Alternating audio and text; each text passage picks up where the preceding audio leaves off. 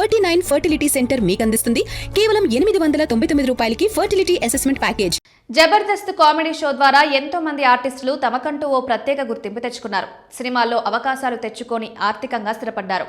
గతంలో జబర్దస్త్లో స్కిట్స్ చేసిన సుడిగాలి సుధీర్, బలగం వేణు, రామ్ ప్రసాద్, గెటప్ శ్రీను, రాకింగ్ రాకేష్, ధనాధన్ ధన్రాజ్, అద్రే అభి, జీవన్, రాకెట్ రాఘవ తదితరులు ఇప్పుడు సినిమాల్లో మెరుస్తున్నారు. హీరోలు, సహాయక నటులుగా, కమేడియన్లుగా, నిర్మాతలుగా, డైరెక్టర్లుగా ఇలా తమకు అచ్చొచ్చిన రంగాల్లో సత్తా చాటుతున్నారు.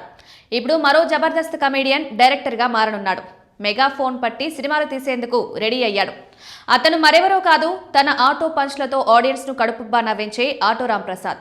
గతంలో జబర్దస్త్లో చేసిన వేణు, ధన్రాజ్, అదిరే అభి డైరెక్టర్లుగా మారారు. రచయితగా జబర్దస్త్లోకి ఎంట్రీ ఇచ్చాడు రామ్ ప్రసాద్.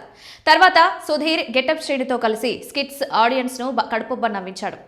మరోవైపు కమేడియన్గా సినిమాల్లోనూ మెరుస్తున్నాడు. ఈ నేపథ్యంలో గెటప్ శ్రీను, రామ్ ప్రసాద్ ఓ ఇంటర్వ్యూ ఇచ్చారు.